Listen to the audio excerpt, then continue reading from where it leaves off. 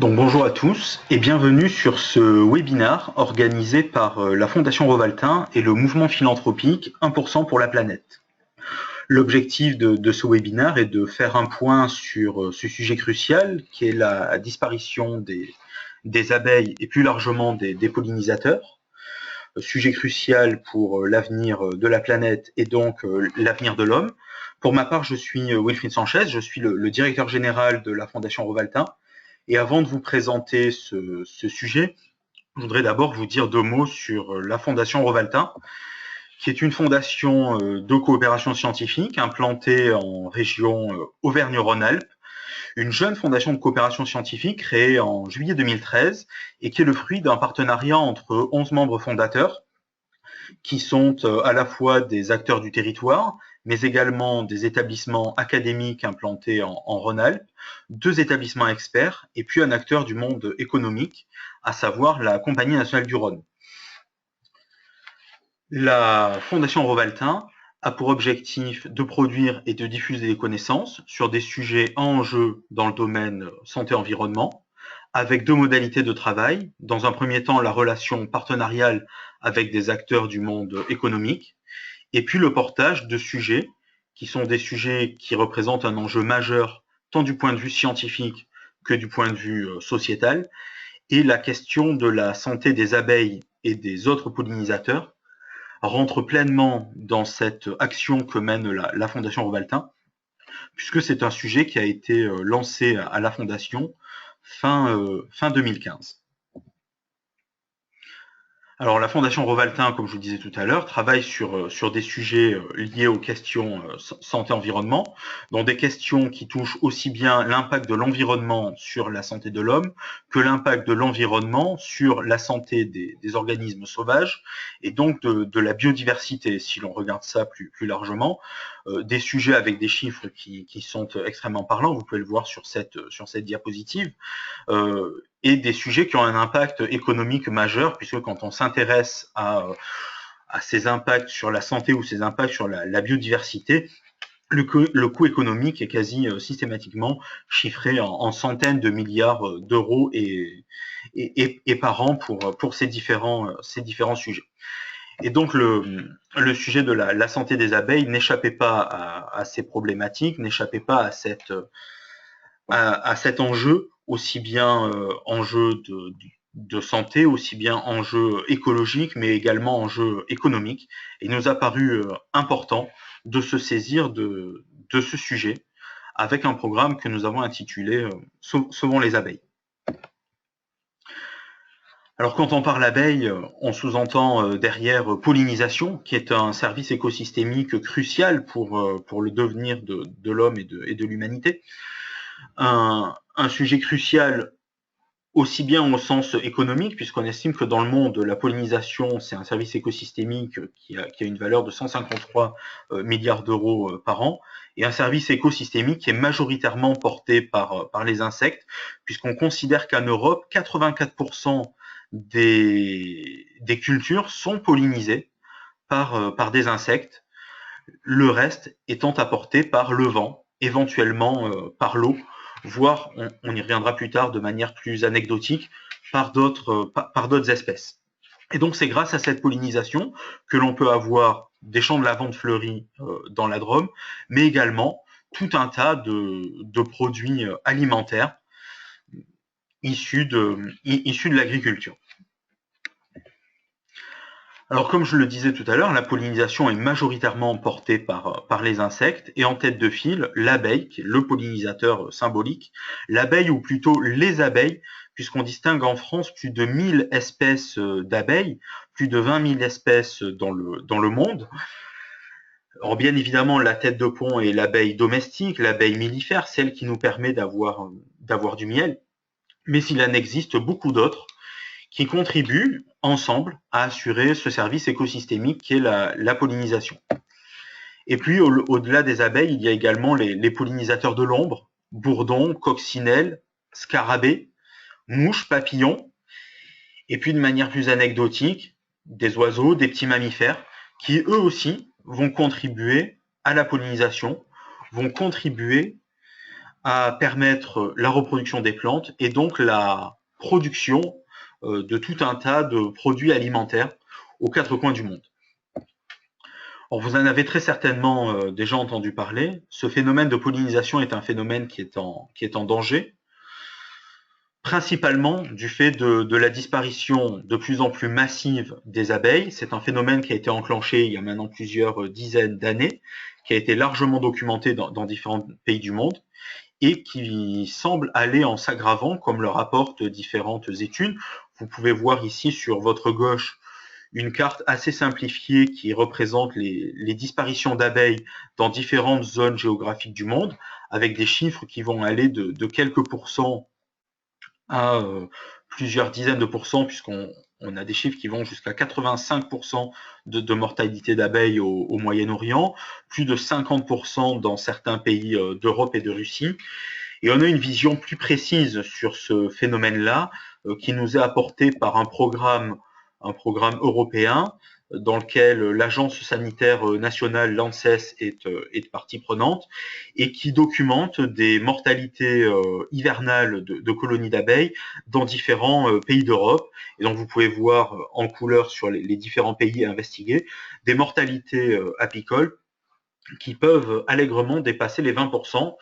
dans certains pays tels que le Royaume-Uni, la Belgique ou les pays de la Baltique. Ces cartes-là sont construites sur la mortalité des abeilles. Il existe à l'heure actuelle, et c'est bien dommage, assez peu d'informations sur les autres pollinisateurs. Et donc un programme a été lancé en 2015 par le ministère en charge de l'écologie pour acquérir des connaissances plus fondamentales sur le fonctionnement et sur les mortalités des autres pollinisateurs en France, pour acquérir ces connaissances de base avant d'aller plus loin sur l'explication des causes. Alors comment peuvent s'expliquer ces mortalités d'abeilles et de pollinisateurs? Comme je le disais tout à l'heure, c'est une problématique dont vous avez très certainement déjà entendu parler. Et il existe un certain nombre de coupables qui semblent être tout désignés, avec en tête de liste des pesticides, certains pesticides dont parmi les plus connus et les plus incriminés, les néonicotinoïdes, qui sont parfois décrits comme pesticides tueurs d'abeilles. Et puis à côté de ces pesticides-là, qui font l'objet de différentes études, une étude récente de l'Agence sanitaire nationale a établi un certain nombre de conclusions sur la dangerosité de ces pesticides, sur les mesures à prendre pour s'en protéger, mais également sur les besoins de connaissances qui manquaient pour mieux cerner la dangerosité de ces substances chimiques vis-à-vis des abeilles et des autres pollinisateurs. Et tout n'est pas attribuable à la chimie, puisque dans les causes qui sont également évoquées figurent certains parasites de l'abeille, certains parasites des pollinisateurs, tels que par exemple le varroa, qui peut contaminer et détruire des cheptels apicoles. Et donc ce sont souvent ces deux causes, les pesticides, les parasites, qui sont mises en avant pour expliquer la disparition des pollinisateurs. On pourrait même parfois croire, en lisant certains articles, qu'une fois que l'on aura interdit les pesticides néonicotinoïdes et que l'on aura traité un certain nombre de parasites, la vie de l'abeille deviendra rose et on pourra revenir à Maya l'abeille, au monde des bisounours, et que tout le problème sera réglé. Ça serait bien la première fois qu'une problématique biologique serait aussi simple, et on peut penser que le monde est un petit peu plus compliqué, comme cela a déjà été rapporté pour différents groupes taxonomiques, tels que des poissons, tels que des oiseaux, tels que des mammifères, et comme on y est confronté tous les jours quand on regarde l'évolution de la santé humaine dans un monde qui est de plus en plus multicontaminé. Et effectivement, c'est dans ce monde multicontaminé qu'évolue l'abeille, et différents rapports tentent à indiquer que finalement ce déclin des populations d'abeilles, ce déclin des populations de pollinisateurs est probablement un phénomène multifactoriel. C'est un élément qui a été reporté par l'ONG Greenpeace en 2013, dans un rapport où elle analysait les différents facteurs qui étaient susceptibles de menacer la santé des pollinisateurs, et le rapport citait textuellement cette phrase: « Le déclin des populations d'abeilles et de leur santé n'est pas à mettre sur le compte d'un facteur unique. Il est sans doute le résultat de causes multiples, connues et non identifiées, agissant séparément ou en combinaison. » À l'Agence sanitaire nationale d'en remettre une couche dans son rapport sur les co-expositions des abeilles aux facteurs de stress publié au cours de l'été 2015, rapport dans lequel les experts de l'agence sanitaire évoquaient le caractère souvent multifactoriel des mortalités d'abeilles, l'existence de troubles démontrés, mais rappelaient la nécessité d'un certain nombre de recherches pour étudier la multicausalité, l'impact de ces différents troubles, mais également l'interaction entre ces derniers pour pouvoir expliquer les mortalités d'abeilles qui sont observées un peu partout dans le monde à l'heure actuelle. Alors effectivement, la chimie et les pesticides largement utilisés en agriculture peuvent en effet être une cause à l'affaiblissement des abeilles, voire dans certains cas à des mortalités apicoles. Un rapport de l'ANSES publié récemment sur les néonicotinoïdes rappelait toutefois que ces pesticides pouvaient générer des effets sévères négatifs sur les espèces pollinisatrices, toutefois qu'il s'agissait majoritairement d'effets sublétaux qui n'entraînaient pas de mortalité aiguë, mais plutôt des effets susceptibles de nuire à la ruche de manière générale dans son fonctionnement. En effet, les pesticides sont capables de générer des effets multiples, d'altérer le taux de survie, mais également d'altérer le comportement des abeilles, d'altérer le métabolisme de ces animaux, d'altérer leur immunité, leur capacité à se défendre vis-à-vis des agressions extérieures de nature biologique. Mais il existe encore de grandes inconnues autour de l'effet de ces pesticides chez les abeilles, notamment des inconnues autour de l'effet de ces pesticides sur la reproduction des animaux, ou encore sur les effets transgénérationnels, c'est-à-dire les effets vers la descendance, qui sont des effets extrêmement bien documentés chez certains groupes zoologiques, les poissons,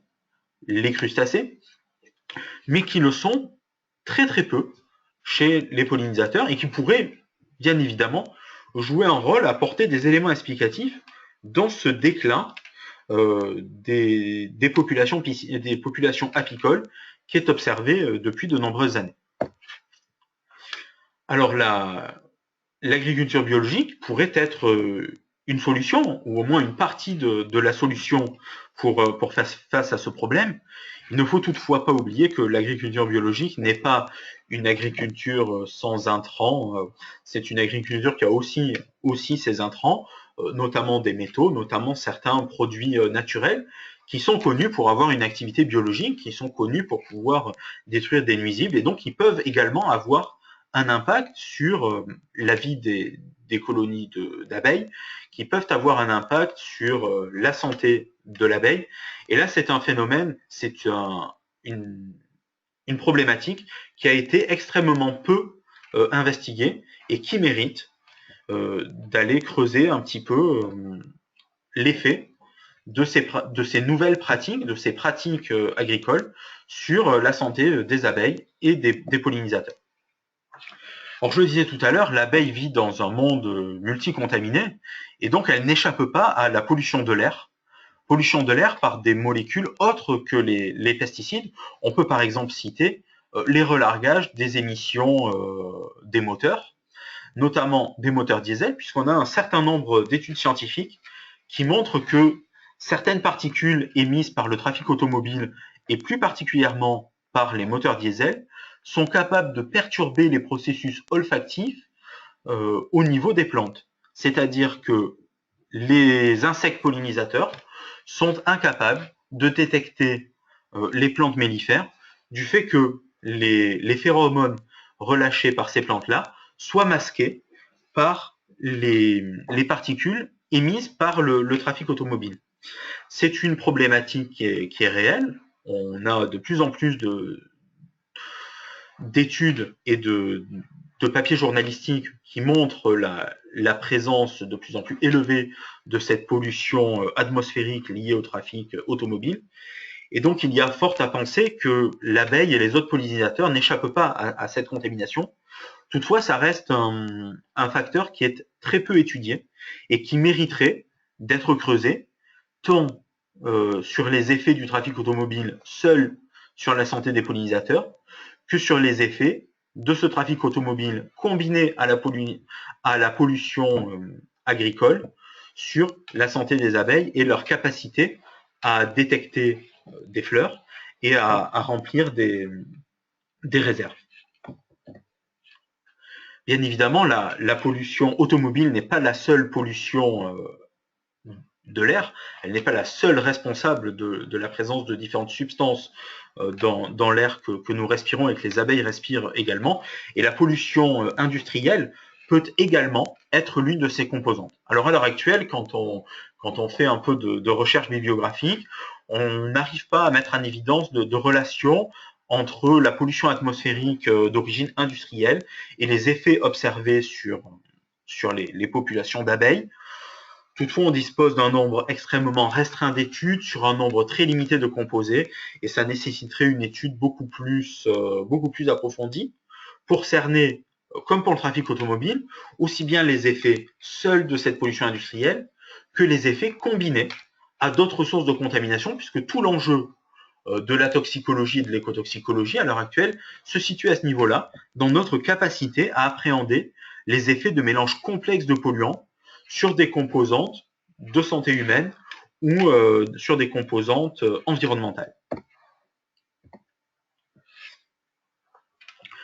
L'abeille et les pollinisateurs ne sont bien évidemment pas soumis qu'à des stress chimiques, ils peuvent être soumis à des stress physiques et un certain nombre de travaux, des travaux qui commencent à dater puisque les premières études sur ce sujet datent des années 70-80, montrent que des stress physiques tels que les ondes électriques ou les ondes magnétiques peuvent perturber la santé des abeilles et peuvent notamment perturber leur comportement. Alors, ces différentes études qui sont disponibles permettent d'établir une distance de sécurité de 65 mètres sur lequel un grand nombre d'experts s'accordent, c'est-à-dire qu'il est préférable d'éloigner les ruchers d'une distance de 65 mètres par rapport à des lignes haute tension. Là, on est sur de l'effet qui pourrait être estimé comme étant de l'effet sévère, et donc on peut, à juste titre, s'interroger sur les effets chroniques, c'est-à-dire que les abeilles parcourent de grandes distances, souvent plus de 800 km au cours de leur vie de butineuse, 800 km au cours desquels elles vont pouvoir croiser différents champs électromagnétiques qui vont donc pouvoir perturber leur comportement. Et dans ce domaine-là, on a besoin d'études complémentaires, d'études qui seraient réalisées dans des conditions de réalisme environnemental fort pour pouvoir vraiment conclure en termes de risque environnemental. On sait que les champs magnétiques et les champs électriques peuvent perturber la santé des abeilles, peuvent perturber leur métabolisme, peuvent perturber leur comportement dans des conditions expérimentales réalistes, dans des conditions de laboratoire. Et donc, on a maintenant besoin d'études réalisées dans des conditions, on va dire, environnementales pour pouvoir vraiment conclure sur la réalité de risque vis-à-vis des abeilles et des autres pollinisateurs. Le changement climatique peut également être une cause impliquée dans la disparition des abeilles. Ça a été un sujet fortement mis en avant fin 2015 avec la COP21. Un certain nombre de papiers documentent justement le lien entre l'affaiblissement des colonies d'abeilles et le changement climatique du fait de ces changements globaux qui vont perturber aussi bien des mécanismes physiologiques que la cohabitation entre des animaux qui ont besoin de ressources et l'apparition de leurs ressources. Vous l'aurez bien compris, les abeilles vivent dans un monde où elles sont confrontées à des stress multiples. C'est un consensus et c'est également un challenge pour le monde scientifique que de comprendre l'effet de ces différents stress sur la santé des abeilles, la santé des pollinisateurs, le fonctionnement des colonies et donc sur ce service écosystémique primordial puisqu'il supporte notre système alimentaire et donc une grosse partie de notre économie qui est la pollinisation. Alors on a parlé de stress chimique, on a parlé de stress physique, on a parlé de stress biologique. Voilà, on est tous hyper stressés. Mais bien évidemment, il n'y a pas que les stress environnementaux qui sont à prendre en compte dans une étude globale pour expliquer la disparition des abeilles, et d'autres causes doivent être également regardées. C'est notamment le cas des pratiques apicoles. Un certain nombre de papiers documentent une évolution des pratiques apicoles et donc l'impact que pourraient avoir ces pratiques sur la santé de la ruche, pas obligatoirement seule, mais très certainement en combinaison avec des stress environnementaux. Et puis, il y a également la question de l'habitat et de l'alimentation, avec un développement de plus en plus important de la monoculture, et donc une raréfaction des ressources nécessaires à la vie des abeilles et des pollinisateurs, qui se présente alors comme un facteur de stress supplémentaire qui ne doit pas être ignoré dans l'étude de ce déclin des pollinisateurs. Donc la Fondation Rovaltin a décidé de s'engager dans cette problématique-là en proposant un programme qui s'intitule Sauvons les abeilles et qui a pour objectif de produire des connaissances sur les effets des stress environnementaux sur la santé des abeilles et plus largement des pollinisateurs, qui a également pour objectif de diffuser cette connaissance, mais en regardant les stress environnementaux confrontés également aux différents autres types de stress auxquels les abeilles pourraient être confrontées. Et donc le programme Sauvons les abeilles est un programme qui a une durée de 5 ans et un budget de 3 millions d'euros, avec 2 volets d'action, la production de connaissances scientifiques et la diffusion et la valorisation de ces connaissances. Un projet de 5 ans avec un budget de 3 millions d'euros, c'est actuellement un projet qui est en cours de recherche de financement pour lequel nous avons un peu plus d'1 million d'euros. Et donc nous lancerons ce projet dès que nous aurons atteint les 2/3 de la somme pour répondre à l'ambition que nous nous sommes fixée au montage du projet. Alors, comme je le disais, 2 millions d'euros seront consacrés à l'activité expérimentale, 2 millions d'euros qui serviront à financer des études, des jeunes chercheurs, des postdoctorants, pourquoi pas des chaires, pourquoi pas l'acquisition de matériel, pour vraiment développer une connaissance scientifique de haut niveau sur cet effet, cette question des multistress chez les pollinisateurs. Et puis l'autre partie du budget, donc un peu moins de 1 million d'euros, qui seront consacrés à la diffusion et à la valorisation des connaissances avec différents outils, l'organisation de conférences, nous en avions une le 17 décembre dernier, il y en aura d'autres tout au long de l'année, la mise en place d'expositions, et puis également un événement Arts et Sciences qui est en cours de mise en place avec l'école des arts et design de Valence pour rapprocher deux mondes très différents, deux mondes qui se parlent peu et apporter un regard un petit peu différent sur cette problématique qui nous préoccupe tous. Alors, ce projet est soutenu par différentes structures, nos membres fondateurs qui sont en haut, et puis des structures publiques, des structures privées, et également le grand public qui se mobilise autour de ce programme Sauvons les abeilles. Je dirais que la balle est dans le camp de chacun et que vous pouvez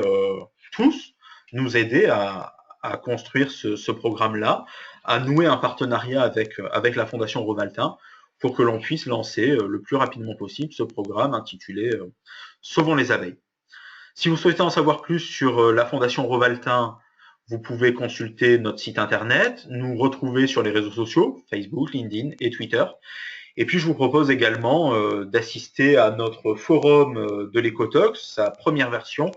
qui aura lieu du 11 au 13 octobre 2016 à Alixan, du côté de Valence TGV, dans la Drôme. Je vous remercie à tous pour votre attention et j'espère avoir le plaisir d'échanger prochainement avec vous sur ce sujet. Bon après-midi et à bientôt.